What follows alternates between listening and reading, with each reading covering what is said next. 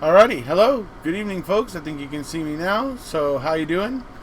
Obviously, by the name, we're here today to talk a little bit about Steven. And this is like stemming from the live I did last night about the commenter who left me that one comment. And I kind of went through the comment and kind of gave my 2 cents on some of the bullet points there. But it got me it led me to this line of thinking of, the reasons why I believe Stephen Avery over the agents of the state of Wisconsin. There's many reasons why. And they span a 35-year period. Anyway, so when it comes down to it, we all know that Stephen Avery was wrongfully convicted in 1985. He spent 18 years in jail for that. We can go back now and we can look at everything, and we know that they should have realized it was Gregory Allen. We know that actually Dennis Vogel lied and said that Gregory Allen was actually in Sturgeon Bay, I believe, that day. Sturgeon Bay, I believe it was, which is far enough away. It's like, I think, an hour at least, or 2 hours away. And so that was their way of trying to explain away any, suspicion about Gregory Allen by saying that. And so you have all these obvious lies that were told and obvious misrepresentations with the 85 case to get Stephen. And Stephen obviously has maintained his innocence then all throughout. And as you guys heard me pointing out last night, while he was in for that 18 years, he could have gotten out sooner. All he had to do was basically accept the responsibility for the crime. He just had to admit that he did it formally, right? And he would have gotten, paroled or whatever and gotten out. So he could have gotten out the prison doors sooner, but he didn't. He maintained his integrity and refused to acquiesce and admit to something he didn't do. And look, that doesn't help you very much while you're still wrongfully convicted and you're still in jail, because obviously it doesn't mean much then. But when you are eventually exonerated, then it means a great deal. It means a hell of a lot. Right? So,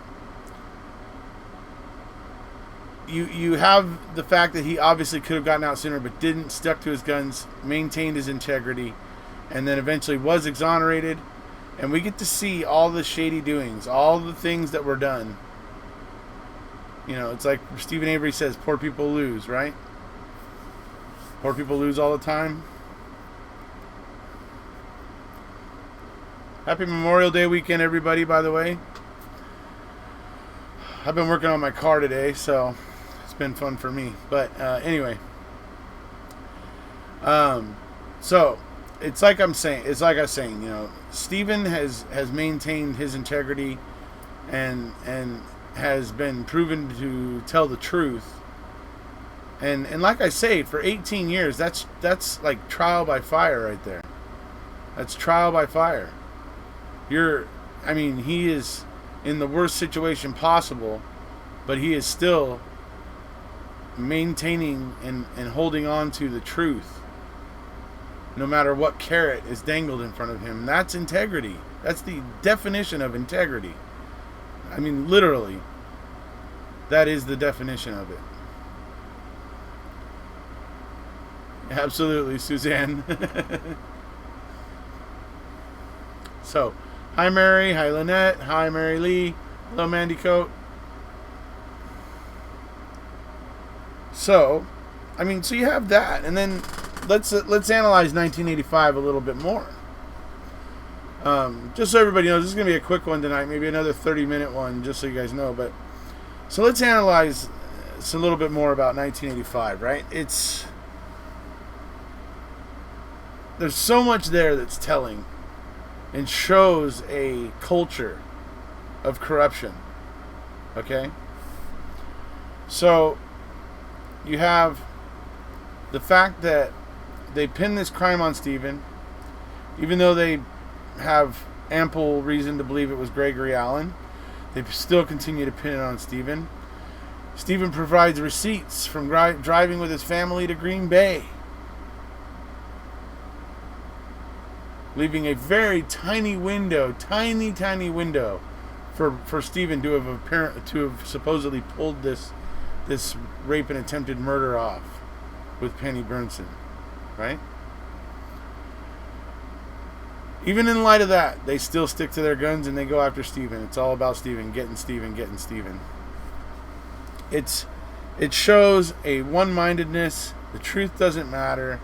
They had an agenda, and clearly that agenda trumped anything else. It's obvious. Then you have all the theatrics in court used by Vogel. Okay? Particularly the reenactment involving Penny and her husband. Okay? So people just plug in Stephen Avery where the husband was, because they're not getting the information about Gregory Allen. Okay? Then you have, while Stephen Avery's in jail, Penny Burnson is getting harassed by phone, and I think even one time there was something going on at a window and she got scared, where Gregory Allen, I guess, had come back up to the house or something. And I don't know if that was it, but she was definitely getting phone calls, a mouth breather, and creepy things like that. And when she tried to report it to the Manitowoc County Sheriffs, they basically told her, "Oh, don't worry about it. It's nothing. Don't worry about it. It's nothing. We got the right guy." And they let her sit there vulnerable while the actual perpetrator was still on the streets and lied to her.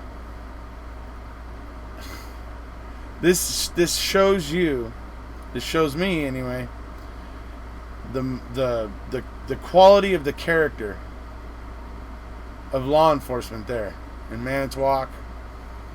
And then as we move, before we even move into the Teresa Halbach case, we get the whitewashing from the Attorney General, Peg Lautenschlager, who reviews this whole fiasco after Stephen is exonerated, and basically says there was no wrongdoing, it was a breakdown of communication between departments. And it's just like, couldn't be more ridiculous. The communication was there, but Mike Griesbach and Mark Rohrer didn't send those files involving Colburn and the correspondence that they received from Brown County Sheriff's Department and everything. Nope, that wasn't sent. Griesbach held that back for some reason. He was protecting Andy then, and he's protecting Andy now. There's a reason for that, folks. And I really want to know what that reason is. Why Michael Griesbach is now twice, doing something for Andy. It's odd to me. So, anyway. That stuff was left out, wasn't sent. So we get this whitewash report where, it was nobody's fault and no wrongdoing and whatever. And this just is one more salt in the wound as far as Stephen and his legal team are concerned. And so they begin to build their case, and we all know they had a significant case, and they had the proof to back up their claims, and all that sort of stuff. It happened there. It happened once. A bunch of different people and officers banded together to do something they knew was wrong. For whatever reason, whatever rationality they used, because they felt it served the greater good, or whatever rationale they may have used, they all banded together to do something wrong.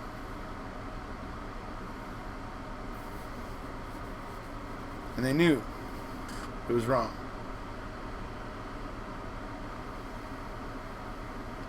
So now you have Manitowoc County Sheriff's Department. You now have the Attorney General's office now stepping in and saying no wrongdoing and whitewashing it, right? And so now you got the state Attorney General's office is now tied up in it. That was good old Colburn, who was supposed to be Stephen's brother's friend. Yeah, he was supposed to be Earl's friend. In 1985, they had to convict someone, and SA was it. And when they knew they were wrong, they didn't want to. I believe they knew it was Gregory Allen, Mary Lee. I believe they knew it was Gregory Allen all along. They had, in Stephen Avery's file, and Vogel, the DA, the district attorney who tried the case, in Stephen Avery's file, they had a folder with some documents about Gregory Allen in Stephen Avery's file. They knew Gregory Allen did this. They knew, and they didn't care. I mean, that's another thing. The Manitowoc County DA's office, not just the sheriff's department, but the DA's office, Vogel, they all look at, I mean, it just shows a culture of corruption, that they all got together, and all these different departments, and and all got together and did this thing. Okay? And that's why when people say, with the Teresa Halbach case, people say, oh, but then you would have to have hundreds of officers involved and whatever. No. I don't think I would need that many officers at all. Just a handful of the rogues that already exist, and all the other officers basically think Stephen Avery's a scumbag in their own minds. And so as the evidence comes out and seems somewhat convincing, they just go along with it. They don't ask questions. Brotherhood of the Badge, right? The Blue Brotherhood, whatever you want to call it. Look, I've told you my feelings about it. I think it's a good thing in some ways that cops have that brotherhood, and then I think it sometimes gets perverted and used in bad ways at other times. So, but I think in this case, law enforcement in that area just saw Stephen Avery and his poor family. They were just undesirables, It's and so when the evidence that I feel was planted started turning up, most of the officers that weren't involved in the planting were just inclined to go along with it, even if they had maybe some doubts or questions. They were just inclined to go along with it because, like I said, in their minds, Stephen Avery was a scumbag. That's the way law enforcement saw it. Anyway, the blurred blue line, yeah, 2-1. Yeah, they knew it wasn't Stephen Avery in '85. They knew.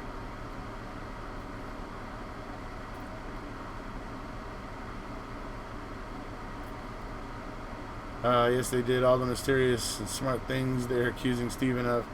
But at the same time, his IQ is so low. Well, that's just the thing. I mean, they continue to accuse Stephen Avery of being dishonest and blah, blah, blah, blah, blah, blah, blah. But the thing is that it's them over and over again that are proven to be dishonest.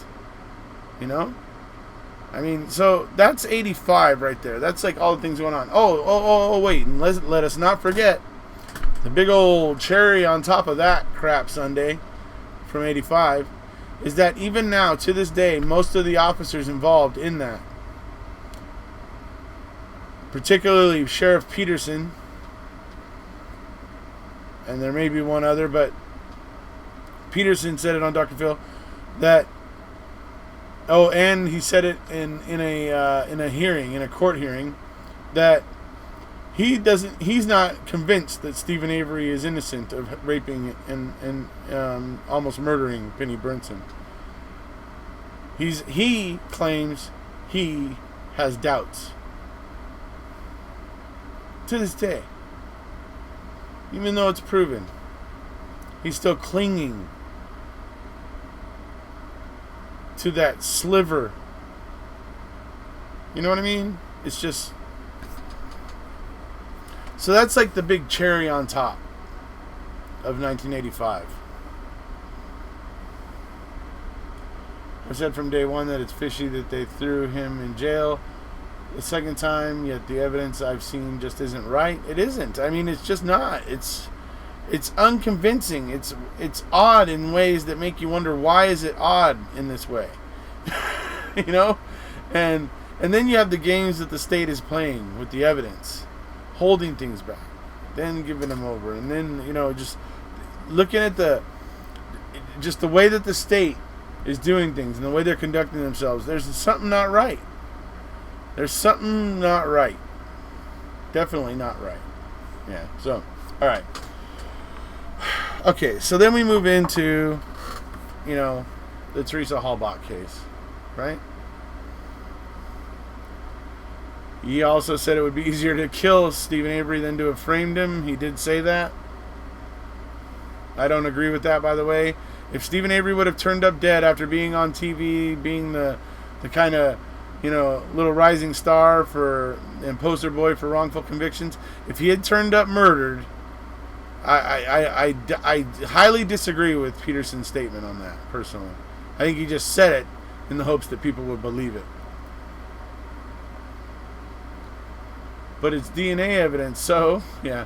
Well, and that's fine, but, I mean, it's not just the DNA evidence that exonerates Stephen, though. It's his receipt from Green Bay.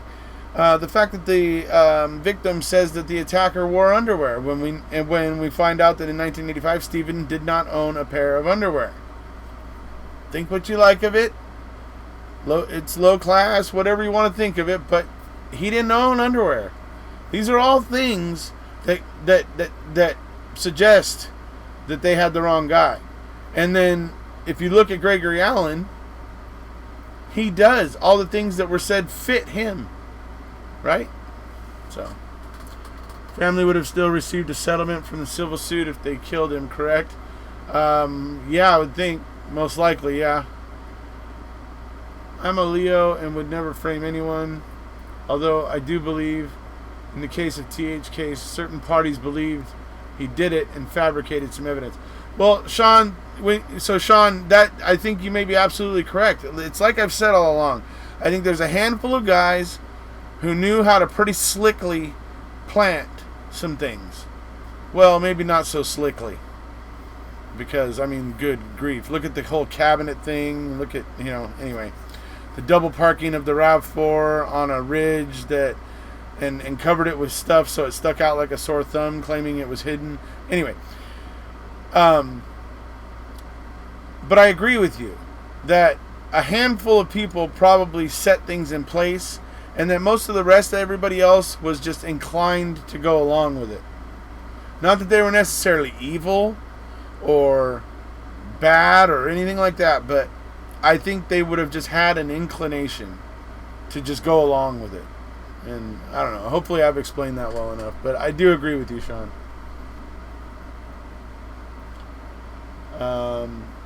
He had receipts and eyewitnesses, yet he was still found guilty. Exactly. He had 21 eyewitnesses that he was pouring concrete up until about 4 o'clock or something, or 4:15 or something.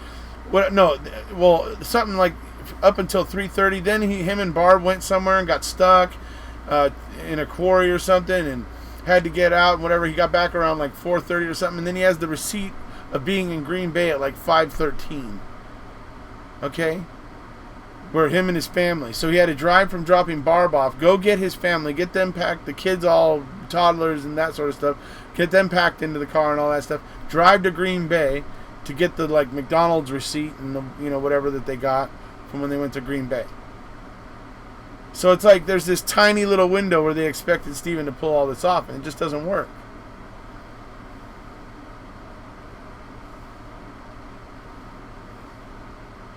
Yes, family. Yeah, okay. Keystone Cops with the Three Stooges for the legal aid. Yeah. And Judge Not So Judy for a judge. Yeah. And it's like I said, in the 85 case, you can't deny it. I mean, it was even to the DA's office, to the prosecutor's office. I mean, he had Gregory Allen's file in Stephen Avery's file. How does Gregory Allen's file end up in Stephen Avery's file? Right? The only way that happens is because he was maybe looking at it and realized, or something, and then accidentally tossed it back in with the Stephen Avery stuff when he was putting stuff back in the box and didn't realize that he had left that file in a stack of Stephen Avery's files, and that's probably how it ended up back in that box. But I know it must have gotten mixed up with Stephen Avery's stuff because he was looking at it, and he knew that it was Gregory Allen that had done it. And like I said, he even lied and said that Gregory Allen was in Sturgeon Bay that day, and that's a lie. That's a lie.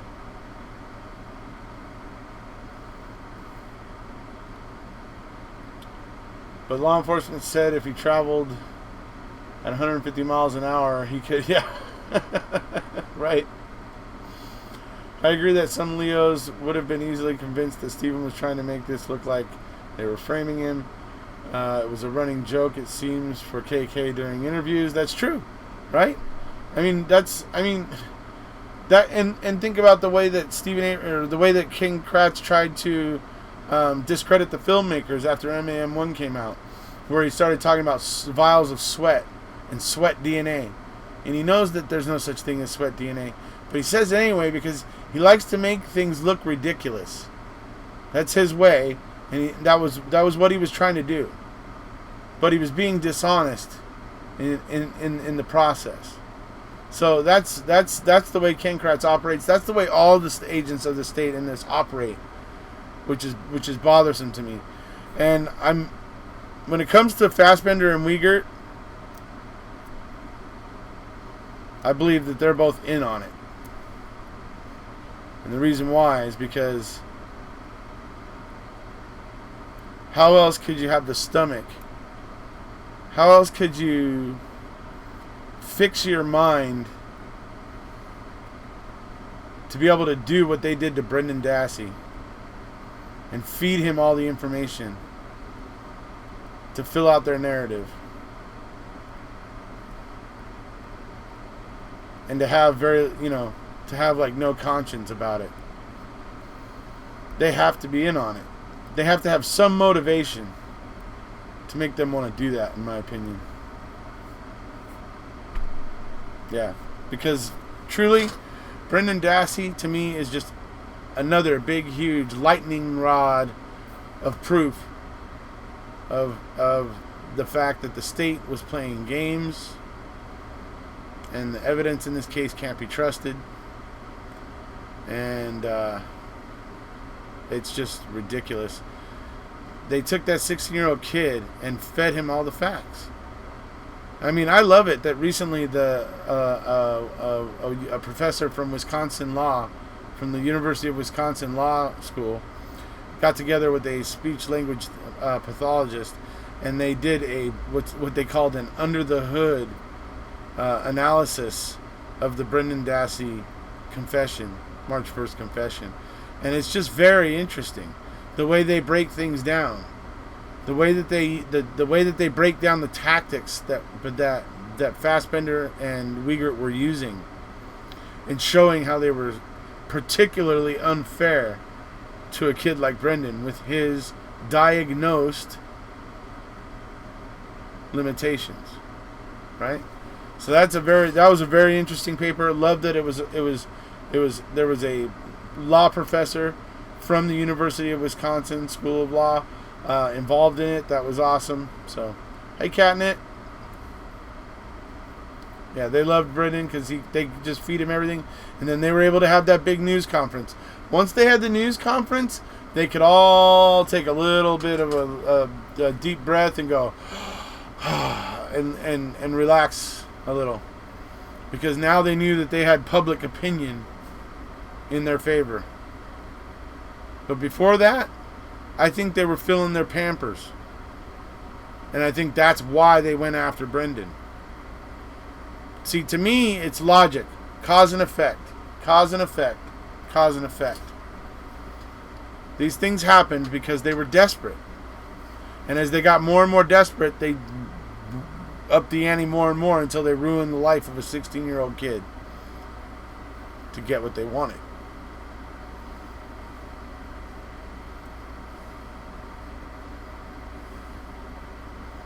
The way they used that kid. Yeah, you're right, James. Hey, Ziggy. I don't know if I said hi, Linda. Hey, Linda. Hey, Crockett. So, all right. So then we move on to things in the Halbach case. So, geez, where do we start? The bones. Stephen Avery's burn pit, supposedly the primary burn site. You know, all that stuff. You guys have heard me talk it to death recently, right?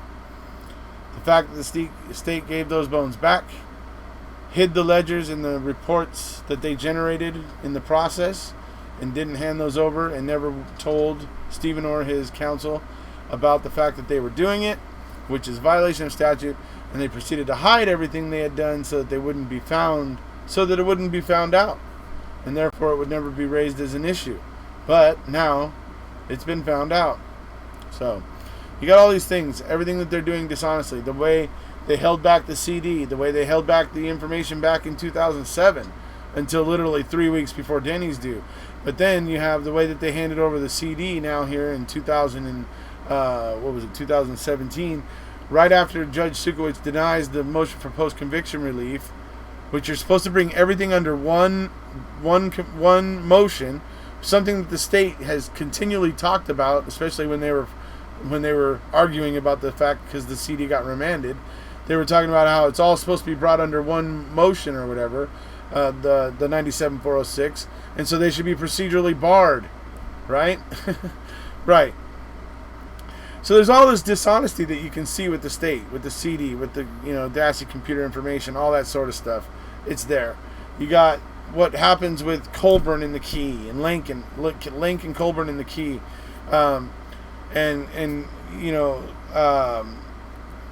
what's his name?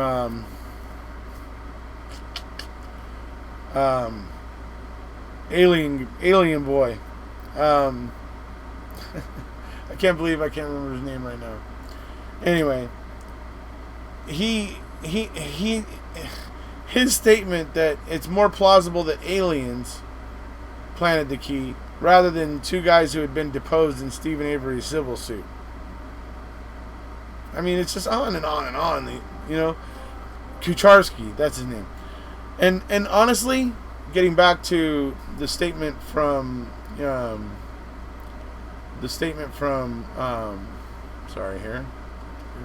Sean Wingate. Kucharski, I believe, was totally one of those officers who was not part of it. But in the midst of this, he was willing to back up his brothers. And he backed them up without question. And that's why he's on the stand, and he's trying to say things to help.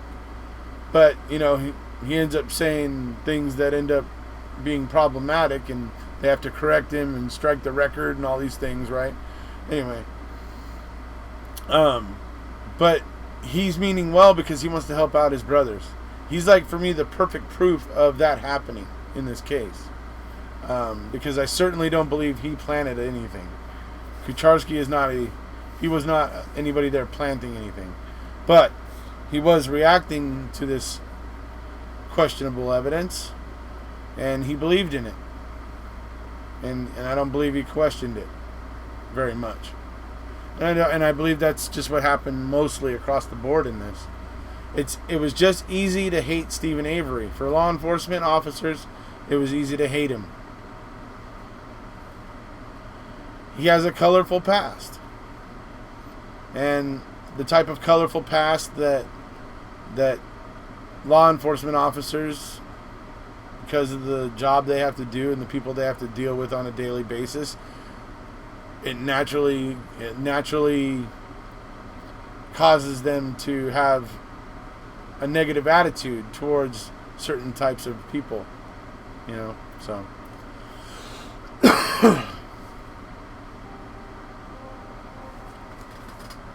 Do you still think there is a RAV? Yes, I believe the RAV is in Milwaukee in storage somewhere.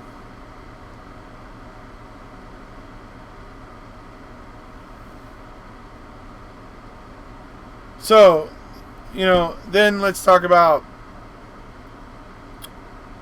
the fact that Stephen Avery's blood is in the RAV4, but there's only like a couple drops of it, a tiny smear, and a squiggle over by the ignition that's inexplicable because although it's somewhat close to the ignition, it's still about 3.5 inches or 4 inches away. And so it's hard to explain how it got there, really. And it couldn't have been from turning the ignition. But, so you have the prosecution's claims that he was actively bleeding. So you have this tiny tiny amount of blood that is in the RAV4 from Stephen. Okay? Similar in this aspect of how we only have 40% of the cremains in Stephen Avery's primary burn site. Right? But anyway, so we have this tiny amount of blood, but it's only up in the cab area. And we have 0 blood from Stephen Avery mixed with Teresa Halbach's blood in the cargo area. If he's actively bleeding, how does he manage this? How now, brown cow? Right? So, it just goes on and on, where the state argued this, and it's completely just whack.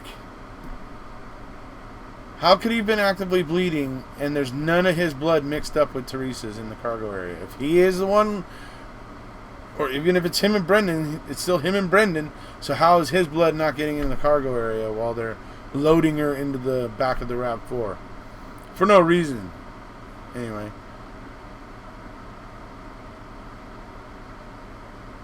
There was evidence of him bleeding in the Grand Prix, that's true.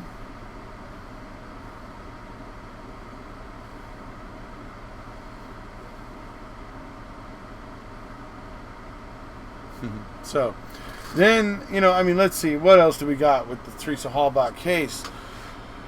Oh, man. We have Ken Kratz trying to use Bobby Dassey to bring out the statement about Stephen saying he needed help burying a body. And misrepresenting and trying to misrepresent the day that it happened. Which is interesting. You have so many things, just so many things where I see the state, the agents of the state, being dishonest, not dealing fairly, over and over and over. What else? The fact that Stephen Avery didn't use the car crusher. He'd just been using it on October 30th, so why wouldn't he have crushed the car? And why would he have parked it in a way that made it so conspicuous that a blind man walking through the salvage yard could have seen it? It's just, bizarre. So, what else? Barring Deb Kakich, barring the coroner, right? We have Ken Kratz saying, what do I need a coroner for? What do I need a coroner for? They just come in and kick the body and say they're dead. Well, I needed a forensic anthropologist. Well, Deb was bringing one. So why did you bar her?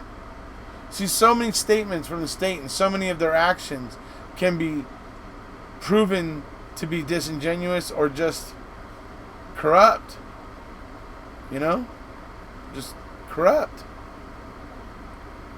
That coroner was going to bring a forensic anthropologist. You know why Deb was barred? Because she was going to be bringing a person who could destroy the state's case. And they didn't want that. They just wanted to ship their little box of bones up to Leslie Eisenberg because Leslie Eisenberg is going to play ball with them. And that's what they wanted. And so they barred the coroner. That's my opinion. The only thing consistent is their corruption. Yep, there you go. KK risked mistrial to make that move to get Miko's statement to the jury through BOD. Why? Why not just put Miko on the stand? Exactly, because Dean and Jerry would have ripped him to shreds, and it would have made the state look really stupid.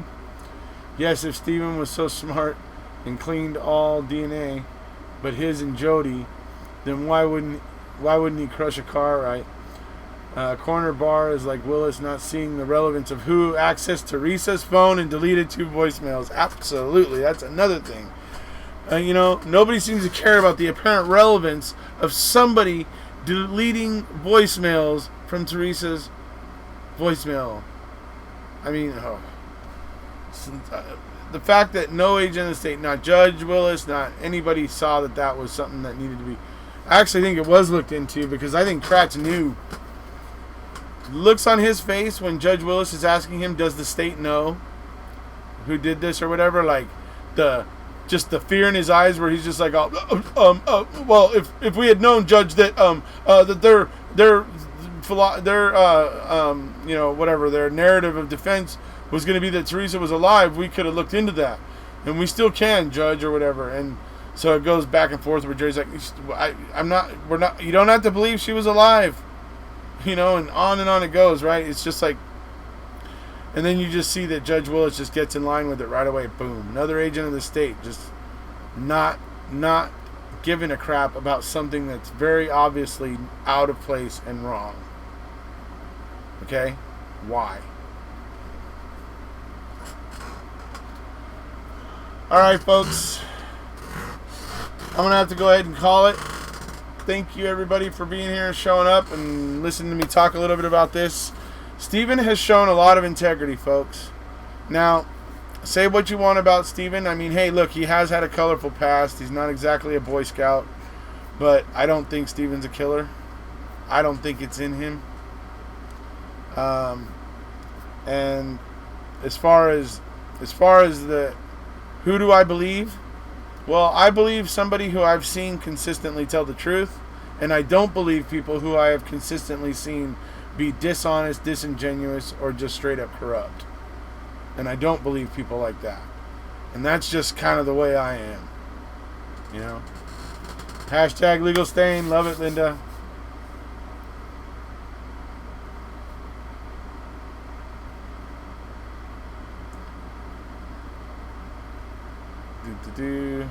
Yep. See you later, Crockett. See you later, Ziggy. See you later, Linda, Randy, everybody, Sharon, everybody that showed up.